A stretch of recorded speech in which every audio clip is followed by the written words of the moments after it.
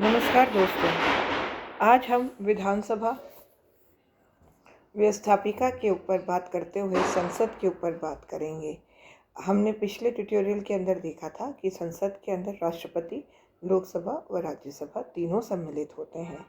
कोई भी संसद सदस्य जब किस प्रकार से शपथ लेता है। आम चुनाव के बाद लोकसभा का प्रथम बैठक में सदस्यगण विहित रूप से शपथ लेते हैं और वह कहते हैं, मैं भारत के संविधान के प्रति सच्ची श्रद्धा व निष्ठा रखूंगा। मैं भारत की संप्रभुता और अखंडता की रक्षा करूंगा। मैं संसद सदस्य के रूप में अपने कर्तव्यों का निर्वाह करूंगा और किसी भी सदन में अपना स्थान ग्रहण करने से पूर्व हर सदस्य से अपेक्षा की जाती है कि वह शपथ व प्रतिज्ञा ले। हम लोकसभा व राज्यसभा की बात करते हुए उनके वेतन और भत्तों की भी चर्चा करते हैं।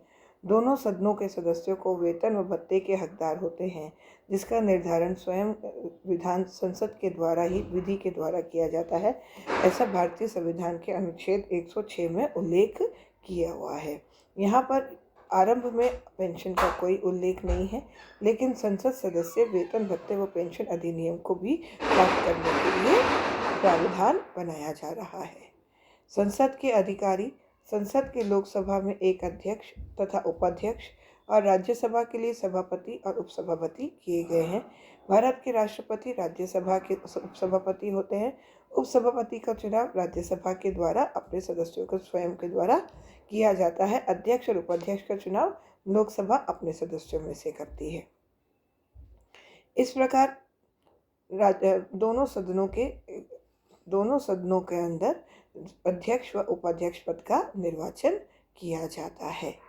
अगर हम इसी में आगे देखते हैं तो हमें दिखाई देता है कि लोकसभा का सत्र राष्ट्रपति समय समय पर संसद के प्रत्येक सदन के अधिवेशन बुलाते हैं, लेकिन अनुच्छेद 85 के अनुसार दोनों सत्रों के बीच में 6 माह से अधिक का अंतर नहीं होना चाहिए। सामान्यतः प्रतिवर्ष संसद के 3 सत्र होते हैं। बजट सत्र जो फरवरी मई में होता है, वर्षाकालीन सत्र जो जुलाई सितंबर में होता है और शीतकालीन सत्र जो नवंबर दिसंबर में होता है। लेकिन राज्यसभा के बजट सत्र के विभाजन 2 सत्रों में किया गया है और उन दोनों के बीच में 3 से 4 सप्ताह के मध्य का अंतराल होता है और अतः उसके वर्ष में 4 सत्र होते हैं। अब हमें याद रखना है, लोकसभा के 3 सत्र और राज्यसभा के